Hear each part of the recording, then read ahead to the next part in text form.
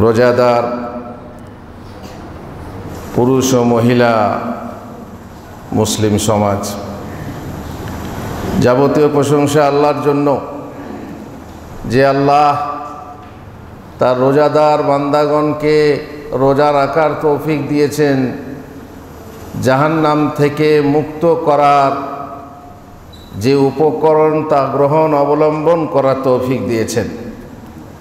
সেই মহান আল্লাহর লাখো কোটি প্রশংসা, যিনি রোজাদারকে শেষ দশকের প্রত্যেক রাত্রি জাগরণ করে বিশাল বিশাল সওয়াবের পাহাড় করার তৌফিক দান করেছেন।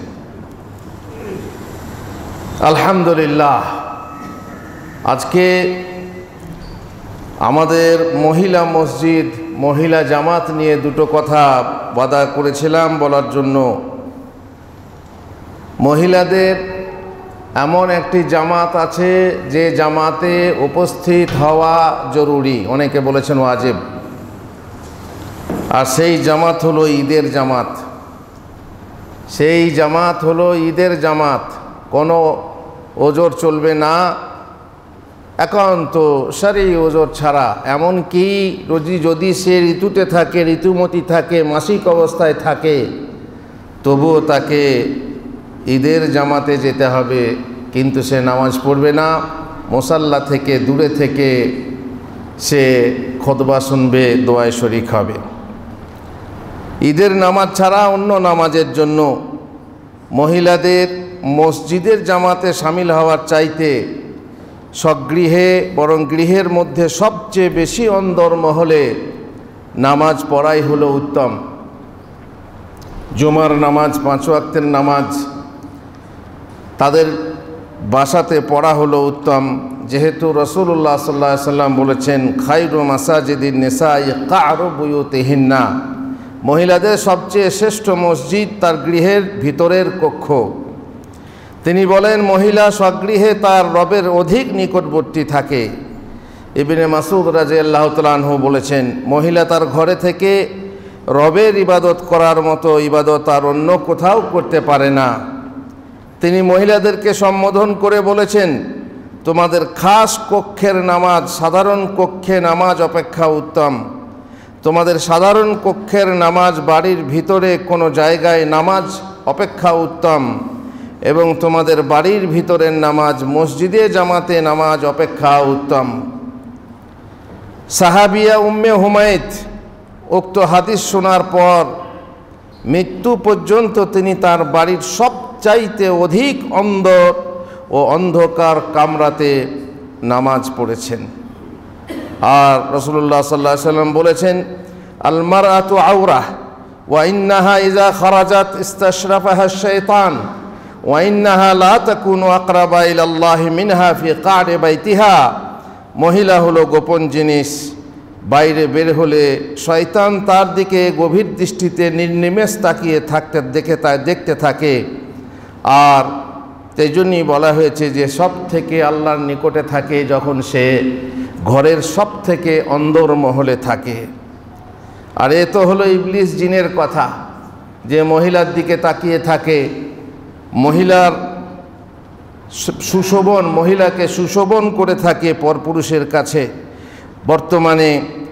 বর্তমান যুগের দিনহীন যুবক দল, যারা মহিলার জন্য হাজার শয়তান অপেক্ষা বেশি ক্ষতিকর, তাদের লোলুপ দৃষ্টি থেকে গোপনে থাকা নারীর একান্ত কর্তব্য। এতগুলো হাদিস শুনলেন যে মহিলা তার বাড়ির সবচেয়ে অন্দরমহলে অন্ধকারে যে ইবাদত করবে সেইটা ভালো। কোন মহিলার জন্য? হাটে যায়, বাজারে যায়, তোলা পানিতে গোসল করে তার জন্য? বেপর্দা মহিলার জন্য, যে গাড়িতে তারপর বিভিন্ন জায়গায় যায় বা বেপর্দায় ঘুরে বেড়ায়? আর নামাজটা যখন পড়বে সে ঘরের ভিতরে অন্দরমহলে পড়বে, উদ্দেশ্য এটা নয়। পর্দানসীন মহিলাদের কথা, যে মহিলা পর্দানসীন, যে পর্দাতে থাকে, তার অন্দরমহল সব থেকে ভালো। আর তবে কথা হলো, যদি সে পর্দার সাথে মসজিদে আসতে চায় মসজিদের জামাতে আসতে চায়, বিশেষ করে জুমা এবং রাতের নামাজে এশা ও ফজরে, তাহলে তাদের অনুমতি আছে। এই পর্দানশীল মহিলাদের জন্য অনুমতি আছে। আর বেপর্দা যারা হাসপাতাল যায়, যারা হাটে বাজারে যায়, তাদের ব্যাপারই নেই। মহানবী সাল্লাল্লাহু আলাইহি সাল্লাম বলেছেন, যদি তোমাদের স্ত্রীরা তোমাদের কাছে রাত্রে মসজিদে আসার অনুমতি চায়, তাহলে তোমরা তাদেরকে অনুমতি দিয়ে দাও, বাধা দিও না। লা তামনাউ নিসাআকুমুল মাসাজিদ ওয়া বুয়ুতুহুন্না খায়রুল লাহুন লা তামনাউ ইমা আল্লাহি মাসাজিদ আল্লাহ ওয়ালাকিন লিয়াখরুজনা ওয়া হুন্না তাফিলাত। তাদেরকে বাধা দিও না, মসজিদে যেতে বাধা দিও না। আল্লাহর বান্দীদেরকে, আল্লাহর ইবাদত করবে মসজিদে এসে বাধা দিও না, তবে তাদের ঘর হচ্ছে উত্তম। আর তারা যখন মসজিদে যাবে পর্দার সাথে যাবে এবং কোনো প্রকার সুগন্ধি ব্যবহার না করে যাবে। একবার আব্দুল্লাহ বিন ওমর, তাহলে বোঝা গেল যে মহিলাদেরকে অনুমতি দিতে হবে। তারা যদি যেতে চায়, মসজিদে ইবাদত করতে চায়, পুরুষদের বাধা দেওয়া যাবে না, কোনো যুক্তি খাটানো যাবে না। ফিতনার যুগ, সত্যি ফিতনার ভয় হলে সেটা আলাদা কথা। হাসপাতালে ফিতনার ভয় নেই, স্কুল কলেজে ফিতনার ভয় নেই, গাড়িতে ফিতনার ভয় নেই, বাজারে ফিতনার ভয় নেই। ফিতনার ভয় হচ্ছে মসজিদে। সেটা যদি এইরকম হয় তাহলে নয়, এক পেশে নয়। আর ফিতনা সত্যিই যদি ভয় থাকে যে বাইরে বের হলেই লম্পটের দল ইবটিজিং করবে, ইবটেজাররা ইবটিজিং করবে, তাহলে আলাদা কথা। স্পষ্ট যখন হবে সেখানে বাধা দিতে হবে, সেটা আলাদা কথা। কিন্তু অস্পষ্টভাবে মহিলাকে আটকে রাখবো বাড়িতে, হাটে যাবে, বাজারে যাবে, আর তোলা পানিতে গোসল করবে, সেটা উদ্দেশ্য নয়। আব্দুল্লাহ বিন ওমর রাদিয়াল্লাহু তাআলা আনহু বললেন, আমি আল্লাহর রাসূল সাল্লাল্লাহু আলাইহি সাল্লামকে বলতে শুনেছি, তিনি বলেছেন, তোমাদের মহিলারা যখন মসজিদে যেতে অনুমতি চাইবে, তাহলে তাদেরকে বাধা দিও না। এ হাদিস শোনার পর তার ছেলে বিলাল বললেন, আল্লাহর কসম, আমরা ওদেরকে বাধা দেব, কারণ এরা হচ্ছে ধোঁকাবাজ। মসজিদে যাওয়ার নাম করে তারা অন্য কিছু করবে, ছল করে জল আনতে যাবে। ছল করে জল আনতে যাওয়ারও মহিলা আছে ঘরে। কোন ওসিলাতে বের হবো ঘর থেকে? শুধু টোটো কোম্পানির দল, যারা পাড়ায় পাড়ায় ঘুরে বেড়ায়, আজারে বাজারে ঘুরে বেড়ায়। এই রকম বিলাল বুঝলেন যে এদেরকে বের হতে দিলেই তারা কিন্তু সুযোগ নেবে। এ কথা শুনে আব্দুল্লাহ তার মুখোমুখি হয়ে, মানে আব্দুল্লাহ মানে বাবা ইবনে ওমর, তার মুখোমুখি হয়ে এমন গালি দিলেন যেমনটি আর কোনোদিন শোনা যায়নি। অতঃপর তিনি বললেন, আমি তোকে আল্লাহর রাসূল সাল্লাল্লাহু আলাইহি ওয়াসাল্লাম থেকে হাদিস বর্ণনা করছি, খবর দিচ্ছি, আর তুই কি না বলিস আল্লাহর কসম আমরা ওদেরকে বাধা দেব? তিনি ছেলের সাথে মানে এমন কথা বললেন, কড়া কথা বললেন যে হাদিসের বিরুদ্ধে যেও না। রাসূলুল্লাহ সাল্লাল্লাহু আলাইহি ওয়াসাল্লাম বলছেন বাধা দিও না, তখন মেয়েদেরকে বাধা দিও না, তাদেরকে মসজিদে যেতে দাও। যুক্তি দিয়ে ইসলাম চলে না। সব সময় তুমি যুক্তি দিয়ে সুন্নাহকে বিলীন করবে, সুন্নাহর বিরোধিতা করবে, এটা তোমার জন্য জায়েজ না। ইবনে আব্বাস মুতা, যেটা হজ্জে তামাত্তুর ব্যাপারে কথা বললে তিনি বলেছিলেন, কালা আবু বকর ও ওমর, আবু বকর ও ওমর তিনি বলেছিলেন যে মুতা করা যাবে না, বা এর মতভেদ প্রকাশ করেছিলেন। রাসূলুল্লাহ সাল্লাল্লাহু আলাইহি ওয়াসাল্লামের সুন্নাহ যে বিরোধী কথা, সেই কথা যদি কোনো সাহাবী থেকে আসে তাহলে আমাদের ক্ষেত্রে সেটা পালনীয় নয়, আর সেটা বলা গুস্তাখি নয়। জানাব, রাসূলুল্লাহ সাল্লাল্লাহু আলাইহি ওয়াসাল্লামের কথার বিরোধী যদি সাহাবীর কথা হয়, সাহাবীর কথা মানব না, সাহাবীদের কথা মান্য, যখন মান্য তখন মান্য, শিরোধার্য, তাদের প্রতি আদব, গুস্তাখি নয়, এটা গুস্তাখি নয়। রাসূল সাল্লাল্লাহু আলাইহি ওয়াসাল্লামের মর্যাদা অনেক বড়। ইবনে আব্বাস বলেছিলেন, ইউশিকু আন তানজিলা আলাইকুম হিজারাতুম মিনাস সামা, আমার মনে হচ্ছে তোমাদের উপরে আকাশ থেকে পাথর বর্ষণ হবে। আকুলু কালা রাসূলুল্লাহ সাল্লাল্লাহু আলাইহি ওয়াসাল্লাম ওয়া তাকুলুনা কালা আবু বকর ওয়া ওমর, আমি বলছি যে রাসূলুল্লাহ সাল্লাল্লাহু আলাইহি ওয়াসাল্লাম বলেছেন, আর তোমরা বলছো আবু বকর ওমর বলেছেন। এ ব্যাপারে বহু কথা আমরা জানি, যারা আমরা আহলুস সুন্নাহ, আহলুল হাদিস, আহলুল আসার, সালাফি, তারা জানি যে রাসূলুল্লাহ সাল্লাল্লাহু আলাইহি ওয়াসাল্লামের কথার সামনে আর কারো কথার মর্যাদা থাকে না। তার মানেই হচ্ছে যে যদি কেউ নিজের রায় দ্বারা সুন্নাহর বিরোধিতা করে তার কথা প্রত্যাখ্যাত হবে, প্রত্যাখ্যানযোগ্য হবে। আর রাসূলুল্লাহ সাল্লাল্লাহু আলাইহি ওয়াসাল্লামের কথা সর্বাগ্র প্রাধান্য পাবে। ইয়া আইয়ুহাল্লাযীনা আমানু লা তুকদ্দিমু বাইনা ইয়াদাইল্লাহি ওয়া রাসূলিহি, আল্লাহ এবং রাসূল যখন ফয়সালা দিলেন তখন আর কাউকে প্রাধান্য দেওয়া তোমাদের জন্য জায়েজ নয়। ফেলুহু মুকদ্দামুন আলা ফেইলি গায়রিহি, তার কর্ম অপরের কর্ম থেকে প্রাধান্য পাবে।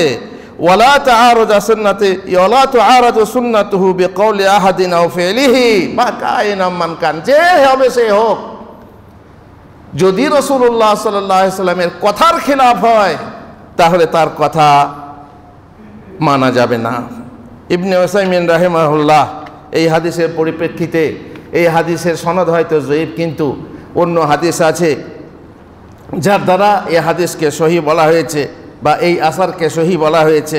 লা ইয়াজুজু লিআহাদিন মিনান নাস আন ইউআরিদা কালাম রাসূলিল্লাহ সাল্লাল্লাহু আলাইহি ওয়াসাল্লাম বিআইয়ি কালাম, রাসূলুল্লাহ সাল্লাল্লাহু আলাইহি ওয়াসাল্লামের বিরুদ্ধে, তার বিরোধিতায় কারো কথা দিয়ে টক্কর দেওয়া যাবে না। লা বে কালামে আবি বকর, না আবু বকরের কথা দিয়ে, আর না আর কারো কথা দিয়ে। আল্লাযী হুয়া আফদালুল উম্মতি বাদা নবিয়্যিহা, রাসূলুল্লাহ সাল্লাল্লাহু আলাইহি ওয়াসাল্লামের পরে যে সবথেকে উম্মতের মধ্যে শ্রেষ্ঠ ব্যক্তি, তারও কথা যদি আমরা পাই যেটা রাসূলের কথার সম্পূর্ণ বিপরীত, তাহলে তার কথার সাথে তার টক্কর লাগানো যাবে না। ওয়ালা বি কালামে ওমর আল্লাযী হুয়া সানি ওয়া হাযিহিল উম্মাহ বাদা নবিয়্যিহা, আর না ওমরের কথা যিনি দ্বিতীয় খলিফা, আর না ওসমানের কথা যিনি তৃতীয় খলিফা, আর না আলীর কথা যিনি চতুর্থ খলিফা। প্রত্যেককে নিজের নিজের জায়গায় তার সম্মানের সাথে মর্যাদা প্রাপ্ত আছেন। যেহেতু আল্লাহ তাআলা বলেছেন ফালইয়াহযারিল্লাযীনা ইউখালিফুনা আন আমরিহি, তারা যেন সতর্ক হয় যারা রাসূলুল্লাহ সাল্লাল্লাহু আলাইহি ওয়াসাল্লামের বিরোধিতা করে, যে তাদের কাছে ফিতনা আসবে, ফিতনা এসে গেছে, ফিতনা আসবে। আও ইউসিবাহুম আযাবুন আলীম, কিংবা তাদের কাছে কঠিন শাস্তি, কঠিন আযাব পৌঁছে যাবে। আবু দারদা একবার বলেছিলেন মাইয়াজুরুনি মিন মুআবিয়া, মুআবিয়ার ব্যাপারে আমাকে ইনসাফ দেবে। ওয়াহাদ্দিসুহু আন রাসূলিল্লাহ সাল্লাল্লাহু আলাইহি ওয়াসাল্লাম, আমি আল্লাহর রাসূল হাদিস তাকে আমি বর্ণনা করছি। ওয়া ইউখবিরুনি বিরাইহি, আর সে আমাকে তার রায়ের কথা বলছে, রায় দিয়ে তার বিরোধিতা করছে। লা উসাকিনুকা বিআরদিন আনতা বিহা, তুমি যে মাটিতে থাকবে আমি সে মাটিতে বাস করব না। আবু দাউদ বলেছেন আহমদ বিন হাম্বলকে বলা হলো আনা উতি দারাহিম ইয়ানি ফি সাদাকাতুল ফিতর, সাদাকাতুল ফিতরে যাকাতুল ফিতরে যাকাতে আমি দিরহাম দেবো, টাকা পয়সা দেবো। তখন তিনি উত্তরে বললেন আখাফু আল্লাহ ইউজিউহু, আমার ভয় হয় যে তা যথেষ্ট হবে না, কবুল হবে না, চালের ও খাদ্যের জায়গায় টাকা যথেষ্ট হবে না। চাল কথাটা বেরিয়ে গেল, বলি চালের কথা হাদিসে আছে নাকি? তো চাল তো খাদ্য, তাই না? খাদ্যের কথা তো আছে, সা আম মিন তাআম, ফারাদা সা আম মিন তাআম, তাআম মানে তো খাদ্য। এখানে খাদ্য তো টাকা নয়, টাকা তো খাওয়ার জিনিস না, টাকা দিয়ে কিনে খাওয়া যায়, কিন্তু টাকা খাওয়ার জিনিস না। চাল কথাটা হাদিসে নেই, ঠিকই আছে। খাদ্য তুমি খাও কি? তুমি যে খাদ্য খাও সেই খাদ্যটা দাও। তোমার সাধারণত প্রধান খাদ্য যেটা বেশি খেতে হয় চিনি, একটা খাদ্য, কিন্তু চিনি তো সবসময় খাওয়া হয় না। যেটাতে পেট ভরা হয়, দুবেলা, তিন বেলা, চার বেলা, বাঙালিরা 5 বেলা খাচ্ছে, সেটাই তার প্রধান খাদ্য, আর সেটা হচ্ছে চাল। এই জন্য চালের কথা বলা হচ্ছে। তো ইমাম আহমদ বিন হাম্বল রাহিমাহুল্লাহ বললেন দিরহাম দিয়ে ফিতরা দিলে সেটা কবুল হবে কিনা আমার ভয় হয়। খেলাফ ও সুন্নতে রাসূলুল্লাহ সাল্লাল্লাহু আলাইহি ওয়াসাল্লাম, যেহেতু রাসূল সাল্লাল্লাহু আলাইহি ওয়াসাল্লামের সুন্নতের খেলাফ। আবু তালিব তিনি বলছেন কালা আহমদ লা ইউতা কিমাতুহু কিলা লাহু কওমুন ইয়াকুলুনা উমর ইবনে আব্দুল আজিজ কানা ইয়াখুযু বিল কিমা। আহমদ বিন হাম্বলকে বলা হলো যে কিমাত দিলে বা তার মূল্য দান করলে, টাকা দিলে ফিতরা আদায় হবে না। তো বলা হলো যে লোকেরা বলছে যে উমর ইবনে আব্দুল আজিজ তিনি মূল্য গ্রহণ করতেন। আর তখন তিনি বললেন ইয়াদাউনা কাওলা রাসূলুল্লাহ সাল্লাল্লাহু আলাইহি ওয়াসাল্লাম ওয়া ইয়াকুলুনা কালা ফুলান, তারা রাসূলুল্লাহ সাল্লাল্লাহু আলাইহি ওয়াসাল্লামের নির্দেশকে উপেক্ষা করছে এবং বলছে অমুক বলেছে তমুক বলেছে। আর ইবনে উমর বলেন, ফারাদা রাসূলুল্লাহ সাল্লাল্লাহু আলাইহি ওয়াসাল্লাম ওয়া ক্বালা আল্লাহু তাআলা আতিউল্লাহ ওয়া আতিউর রাসূল। আল্লাহ রাসূল সাল্লাল্লাহু আলাইহি ওয়াসাল্লাম ফরজ করেছেন, নির্ধারণ করেছেন সাআম মিন তাআম, আর তিনি বলেছেন আতিউল্লাহ ওয়া আতিউর রাসূল, আল্লাহর আনুগত্য করো এবং রাসূলের আনুগত্য করো। সুতরাং অন্যের কথা প্রাধান্য পাওয়া এখানে উচিত না। আরেকটা হাদিস বের করেছে, সহিহ হাদিস, উর্দু থেকে তর্জমা করেছে, বলছে যে ওমর রাদিয়াল্লাহু তাআলা আনহু টাকা গ্রহণ করেছেন, মুহাজিরিনরা সাদাকাতুল ফিতরে টাকা দিয়েছেন, তবে কার কাছ তরফ থেকে? গোলামদের তরফ থেকে 10 দিরহাম ফিতরা দিয়েছেন। তো তাদের যদি গোলাম থাকে তো গোলামের পক্ষ থেকে 10 দিরহাম ফিতরা দিক। আবার অন্য বর্ণনায় আছে ঘোড়ার পক্ষ থেকে, গোলাম এবং ঘোড়ার পক্ষ থেকে 10 দিরহাম তারা যাকাত দিয়েছেন, সেটাকে ওনারা বলছেন যাকাতুল ফিতর। কিন্তু দুঃখের বিষয়, জানি না এগুলো মানুষের বুঝ, যে যেমনে বোঝে গো, যে যেমনে পারে গো, সে তেমনে মানে গো। এটা জাকাতের মানে জাকাতুল ফিতর নয়, সাধারণ জাকাতের কথা। আল্লাহ তাআলা বোঝার তৌফিক দেন, আল্লাহুম্মা আমিন। আর আল্লাহ রাসূল সাল্লাল্লাহু আলাইহি ওয়াসাল্লামের সুন্নাহ পালন করার তৌফিক দান করুন, যাতে করে আর কারো কথার বিরোধিতা করে আমরা তার সুন্নাহকে হারিয়ে ফেলব যুক্তি দিয়ে যে এটা বেশি উপকারী, ওটা বেশি উপকারী। শরীয়ত এসেছে উপকার দেখার জন্য মানুষের, শরীয়ত যখন হয় তখন শরীয়ত খাদ্য বলল, সেখানে বলল না যে তোমরা যেটা সুবিধা সেটা দাও। তখন আমাদের হটে যাওয়া, সরে যাওয়া ঠিক না। আমাদের যেটা সুন্নাহ, রাসূলুল্লাহ সাল্লাল্লাহু আলাইহি ওয়াসাল্লামের তরিকা, যেটা সেটাই করতে হবে। ইবাদত কবুল হওয়ার দুটো শর্ত মৌলিক, সেটা প্রথম হচ্ছে ইখলাস, দ্বিতীয় হচ্ছে তরিকায়ে মুহাম্মাদি। সেই তরিকায়ে মুহাম্মাদি অনুযায়ী আমাদের চলা উচিত। আল্লাহ আমাদেরকে তৌফিক দেন। সাল্লাল্লাহু আলা নবিয়িনা মুহাম্মদ ওয়া আলা আলিহি ওয়া সাহবিহি আজমাইন।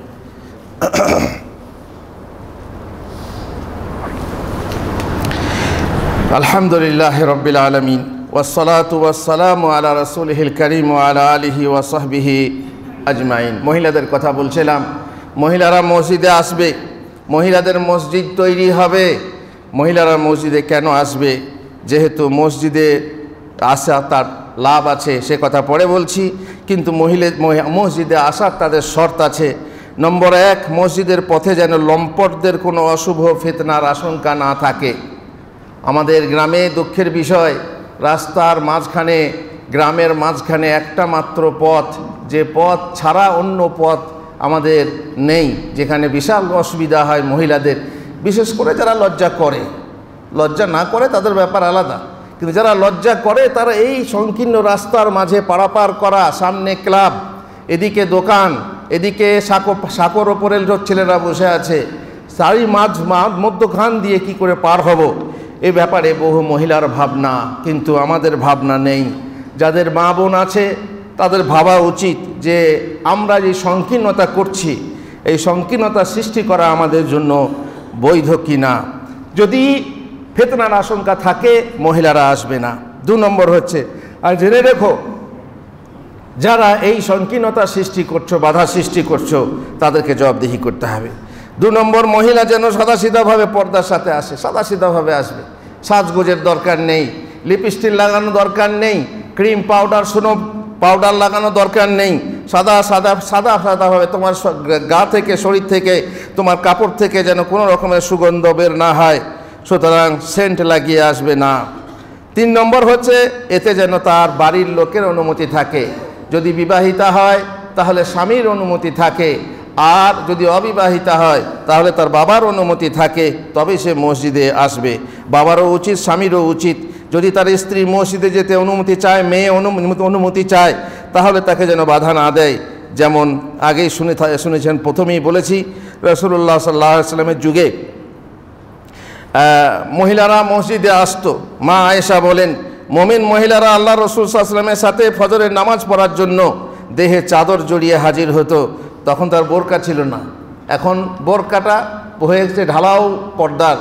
চাদর হচ্ছে কি, যে চাদর পড়ছে বটে কিন্তু মুখটা খোলা থাকছে। অনেকে অবশ্য আছেন যারা লজ্জাবতী লতার মতো, তারা মুখটাকে ঢেকে ওই চাদর গায়ে দিয়েই মসজিদে হাজির হচ্ছেন। আলহামদুলিল্লাহ। অতঃপর নামাজ শেষ হলে তারা নিজ নিজ বাসায় ফিরে যেত মহিলারা, আবছা অন্ধকারে তাদেরকে দেখলে কেউ চিনতেও পারতো না যে কোন বাড়ির বউ না কোন বাড়ির বিটি। পরন্তু এতে মসজিদের তালিমে ইত্যাদিতে অংশগ্রহণ করার উপকারিতাও আছে। মসজিদে তালিম হয়, সেই তালিম মসজিদে এসে মহিলারা সরাসরি শুনবে। এমন কোনো লোক নেই যে খুতবার বিষয়বস্তু গিয়ে তার বউকে বলে, তার বিটিকে বলে, মনে হয় না। আল্লাহ হতে পারে খুব স্ত্রীকে ভালোবাসে, সে হয়তো বিছানায় বসে পাশে বসে বলল, আজকে মৌলী সাহেব এই কথা বললো, তোমাদের জন্য এই কথা বললো। এই রকম পুরুষ আমার মনে হয় না, দু একটা হয়তো থাকতে পারে নাকি, তাও নেই, আল্লাহ জানলে ভালো। তুমি খুতবা শুনে যাবে, মেয়েদের কথা শুনে যাবে, মেয়েদেরকে বলবে না, আবার মেয়েদেরকে মসজিদে আসতে বাধা দেবে, এটা হতে পারে না। ছেড়ে দাও, মহিলারা আসুক, মসজিদে সরাসরি তালিমে অংশগ্রহণ করুক এবং তালিম শুনুক। সব এমনিতেই মহিলারা লেখাপড়ায় কম, তার উপরে যদি সরাসরি কোনো কথা না শোনে তো সে কীরকম মানুষ হবে বুঝতেই পাচ্ছেন। নামাজ ও কেরাত শুদ্ধ করার সুযোগ আছে। মসজিদে এলে কিভাবে নামাজ পড়া হয়, কিভাবে কোরআন উচ্চারণ করা হয়, কিভাবে তাকবীর তাসবিহ উচ্চারণ করা হয়, পুরুষ মসজিদে এলে শেখা যায়। পুরুষরা বাড়িতে গিয়ে বলে না, জাহেল থেকে যায় মেয়েরা, স্কুল কলেজ থেকে চরিত্র নেয় তারা, সিনেমা সোশ্যাল মিডিয়া থেকে আচরণ নেয় তারা, পরিবেশ থেকে শিক্ষা নেয় তারা। ফলে মা গুণে বেটি যেমন আটা গুণে রুটি হয়, যেমন গাই গুণে ঘি আর মা গুণে ঝি তৈরি হয়। তারা ওই বাড়ির ভিতরেই দেখবেন কত শ্লোক মুখস্থ করেছে। কেন? মা তো ছোটোবেলা থেকে তাকে ওই এক কথা বলে যায়, শিক্ষা দিয়ে যায়। মা ভালো হলে ঠিক আছে, কিন্তু মায়ের তারবিয়াত নেই, সেখানে তাকে মসজিদে এসে শিক্ষা নিতে দাও। বাড়ির ভিতরে নামাজ ঠকাঠক ঠুকে দেওয়া হয়। পুরুষরাই দেখো মসজিদে এলে মাশাআল্লাহ খুব সুন্দর নামাজ পড়ছে, যদি বাড়িতে পড়তে হয় গেঞ্জি গায়ে দিয়ে কিংবা গামছা গায়ে দিয়ে ঠকাঠক ঠুকে দেয়। মসজিদে কিন্তু আলাদা আলাদা আধ্যাত্মিকতা, আলাদা রুহানিয়াত। মসজিদে এলে মনটাই আলাদা হয়ে যায়, মন পাল্টে যায়। মসজিদে এলে মেয়েরা বনে বনে সাক্ষাৎ হয়, তাদের মনে হিংসা থাকবে না। যারা একে অপরকে কাছে টেনে নিয়ে দাঁড় করিয়ে তাকে শিক্ষা দেওয়ার চেষ্টা করবে, একে অপরের সাথে সম্প্রীতি বজায় রাখবে, একে অপরকে তুচ্ছ তাচ্ছিল্য করবে না, ঘৃণা করবে না। যতই তার গরিবী পোশাক হোক, হয়তো বা পোশাক থেকে দুর্গন্ধ বের হচ্ছে, এটা উচিত না। কোনো এমন পোশাক পরেও আসা উচিত নয় যা দুর্গন্ধ বের হবে, যেমন সুগন্ধ বের হবে এমন পোশাক পরেও আসা উচিত না। সুতরাং ঘৃণা করবে না। তোমার পাশে একজন মহিলা এসে দাঁড়িয়েছে, তাকে তুচ্ছ করবে, গরিবের মেয়ে বলে তুচ্ছ করবে, তার সামাজিক কোনো প্রতিষ্ঠা নাই বলে তুচ্ছ করবে, এ তো তোমার জন্য বৈধ নয়। তাকে এই মসজিদে এলে সান্ত্বনা পায় মহিলারা, পায় প্রেরণা, পরিচিতি ও সম্প্রীতির মাধ্যমে সামাজিক যে সৌহার্দ্য সম্প্রীতি বজায় থাকে, বজায় হয় পুরুষে পুরুষে এবং নারীতে নারীতে। পর্দার অনুশীলন হয়। মসজিদে এলে তাকে পর্দার সাথে আসতে হবে, আস্তে আস্তে পর্দার দিকে সে অগ্রসর হয়। সতীত্বের প্রশিক্ষণ হয়। অসতীত্ব আজকাল বেড়ে চলেছে, ফেসবুক আর কি বলে হোয়াটসঅ্যাপের লিঙ্ক বেড়ে চলেছে। এই যুগে বিশেষ করে মহিলা যদি মসজিদমুখী হয়, সতীত্বের প্রশিক্ষণ পাবে, পরহেজগারির পরিশীলন পাবে, মসজিদে এসে প্রশান্তি পাবে, সংসার থেকে বেরিয়ে এসে মহান রবের কাছে মনের কথা, দুঃখের কথা, সুখের কথা, সংসারে সে এমনও মহিলা আছে যে সংসারে দুটো কথা বলবে, মনের কথাটা খুলে বলবে পায় না। কাঁদার সময়ে কারো সামনে কাঁদবে, সেটা কাঁদতে পারে না, বাথরুমের দরজা বন্ধ করে গিয়ে কাঁদে। আমরা জানি, আমরা সমাজ নিয়ে চলছি, বাস করছি। এমনও মহিলা আছে সংসারে যে কাঁদার সুযোগটুকু কারো সামনে পায় না, কাঁদলে হাসবে আর না হয় কাঁদলে কথা বলবে, সেজন্য বাথরুমের দরজাটা বন্ধ করে গিয়ে তার বাথরুমের ভিতরে কান্না করে। আল্লাহ তাআলা যদি মসজিদে এসে সুযোগ দেয়, সুযোগ পায়, তো মসজিদে এসে সে আল্লাহর কাছে দু ফোঁটা চোখের পানি যদি ফেলে, সংসারের জন্য, সুখের জন্য যদি দোয়া করে, জাহান্নাম থেকে বাঁচার জন্য দোয়া করে, স্বামী ও ছেলেদের জন্য, সন্তানের জন্য দোয়া করে, তার এটা বিরাট বিরাট প্রাপ্তি। মসজিদে যে অনুভূতিটা হয় সেটা সংসারের হই হুল্লোড় ও বেড়াজালে হয় না। সুতরাং মহিলারা মসজিদে আসবে। যেমন ঈদের জন্য বলা হয়েছে যে ঈদের নামাজ তারা পড়তে যাবে। যদি মহিলা ঋতু অবস্থায় থাকে, তার নামাজ নেই, তবুও সে ঈদগাহে যাবে এবং মুসাল্লার পাশে যেমন আমাদের ঈদগাহ ঘেরা আছে, এই ঘেরার বাইরে গিয়ে কোনো এক জায়গায় গাপটি বেড়ে বসে থাকবে, চুপ করে বসে থাকবে, আড়ালে বসে থাকবে এবং সে খুতবা শুনবে, খুতবা শোনা যাচ্ছে।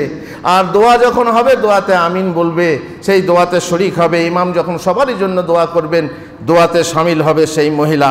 তাহলে এই উপকার ঈদেও রয়েছে, আর সেই উপকার মসজিদেও খুতবাতে থাকবে, তালিমে থাকবে। এক মহিলা বলছে, ইয়া রাসূলুল্লাহ, আমরা তো যাব, ঈদগাহে যাব, কিন্তু আমাদের অনেকে এমন চাদর থাকে না যে চাদরটা গায়ে দিয়ে, ওড়নাটা গায়ে দিয়ে ঈদগাহে যাব। রাসূলুল্লাহ সাল্লাল্লাহু আলাইহি ওয়াসাল্লাম বললেন, তবু তোমাকে যেতে হবে। তোমার বোনের কাছে কোনো বিয়ে বাড়ি গেলে অলংকার ধার করো, তার কাপড় ধার করে যাও। ঈদের দিনটা কমসে কম তোমার বোনের, তোমার প্রতিবেশীর কাছে ওগো একটা ওড়না দাও, আমি যাব, আমি একটু ঈদগাহে নামাজ পড়তে যাব।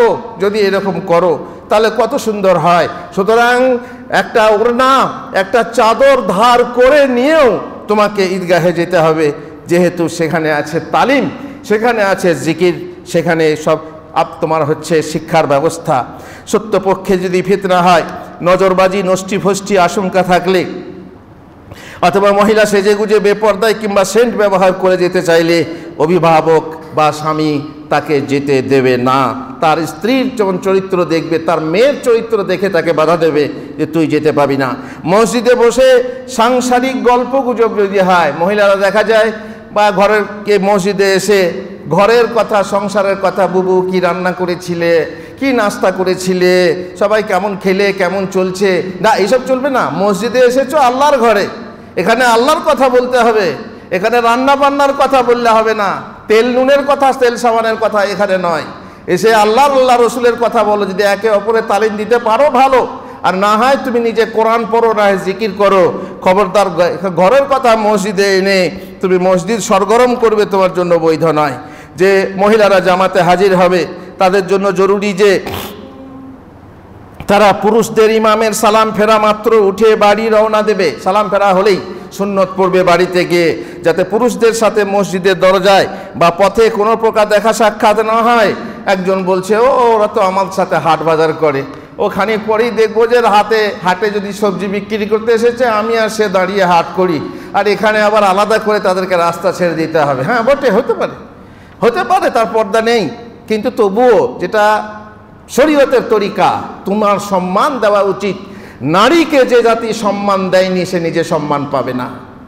বলবে তুমি, হ্যাঁ তুমি যেখানে বেপর্দা হয়ে তোমার সাথে কথা বলে, তো সেখানে তোমার সাথে তোমার ব্যাপার আলাদা, কিন্তু এখানে তোমাকে বলা হচ্ছে একটু অপেক্ষা করো, মেয়েরা বেরিয়ে যাক, সেইটুকু সম্মান করা, রাসূলুল্লাহ সাল্লাল্লাহু আলাইহি ওয়াসাল্লামের কথার নির্দেশ মানা, এটা তোমার জন্য জরুরি। উম্মে সালামা বলেন, আল্লাহ রাসূল সাল্লাল্লাহু আলাইহি ওয়াসাল্লামের যুগে মহিলারা যখন ফরজ নামাজের সালাম ফিরত, তখন তারা উঠে চলে যেত, আর রাসূল সাল্লাল্লাহু আলাইহি ওয়াসাল্লাম এবং তার সাথে অন্যান্য নামাজিরা কিছুক্ষণ অপেক্ষা করতেন। অতঃপর আল্লাহ রাসূল সাল্লাল্লাহু আলাইহি ওয়াসাল্লাম উঠে গেলে পুরুষরা উঠে যেত। কিন্তু এখন ইমাম ওঠার আগেই সালাম ফেরা মাত্রই হুড়বুড় করবো যে আমার কাজ আছে। কাজ তো আছে, কিন্তু কাজ থাকলে তুমি তার অ্যাক্সিডেন্ট করতে পারো না। কাজের তাগাদায় তাড়াহুড়ো করে তুমি তো অ্যাক্সিডেন্ট করতে পারো না। এরকম তুমি মনে রেখো যে রাসূলের কথার বিরোধিতা করলে তোমার অ্যাক্সিডেন্ট হবে। মহিলাদের পর্দাযুক্ত পৃথক মুসাল্লা ও পৃথক দরজা হলে সালাম ফেরা মাত্র ছত্র উঠে যাওয়া জরুরি নয়। আর এরকম রাস্তা আমাদের নয়, আম রাস্তার সামনে মসজিদ, পেছনে যদি কোনো রাস্তা থাকতো যেখানে পুরুষরা যাতায়াত করে না তাহলে সমস্যা ছিল না। মহিলার সঙ্গে তার ছোট শিশুকে মসজিদে আনতে পারে, তবে অবশ্যই খেয়াল রাখতে হবে যাতে মসজিদের কোনো জিনিস, কোরআন ইত্যাদি নিয়ে খেলা না করে, পবিত্রতা নষ্ট না করে, মুসল্লিদের নামাজে কোনো রকমের ডিস্টার্ব না করে। আল্লাহ তাআলা আমাদেরকে তৌফিক দেন, আমরা যা শুনলাম তার প্রতি যেন আমল করি, আর আমাদের মা বোনেদেরকে যেন অনুমতি দিই তারা মসজিদে এসে মসজিদে নামাজ পড়তে পারে। আমার গ্রামে মসজিদ হয়েছে, তার জন্য আশেপাশের গ্রাম থেকে বেশ আন্দোলন উঠেছে যে আমাদের মসজিদ হওয়া দরকার। আমরা কেন পুরুষদের থেকে পেছনে পড়ে থাকব? বহু পুরুষ আছে যারা দ্বীনের তালিমের ব্যাপারে, বড় দুঃখের কথা, বহু স্বামীর ভাগ্যে এমন স্ত্রী পড়েছে যাকে কথায় বলে কাকের ঠোঁটে আঙ্গুর। তো এই অবস্থায় স্ত্রী চাচ্ছে, স্বামী চায় না, সেই ক্ষেত্রে স্ত্রী কি করবে? হয়তো পড়ে গেছে, ফেঁসে গেছে, ফাঁদে পড়ে গেছে, এখন তার উপায় নেই। তার দিনটাকে বাঁচানোর জন্য, তার আখেরাতকে বাঁচানোর জন্য তাকে চেষ্টা করতে হবে। সেই চেষ্টায় তাকে বাধা দেওয়া উচিত না। আল্লাহ তাআলা আমাদেরকে তৌফিক দেন। আল্লাহুম্মা সাল্লি আলা মুহাম্মদ ওয়া আলা আলি মুহাম্মদ কামা সাল্লাইতা আলা ইব্রাহিম ওয়া আলা আলি ইব্রাহিম ইন্নাকা হামিদুম মাজিদ। আল্লাহুম্মা বারিক আলা মুহাম্মদ ওয়া আলা আলি মুহাম্মদ কামা বারাকতা আলা ইব্রাহিম ওয়া আলা আলি ইব্রাহিম ইন্নাকা হামিদুম মাজিদ। রব্বানা আতিনা ফিদ দুনিয়া হাসানাহ ওয়া ফিল আখিরাতি হাসানাহ ওয়া কিনা আযাবান নার। আল্লাহ গো, আমরা গুনাহগার বান্দা, এই রমজান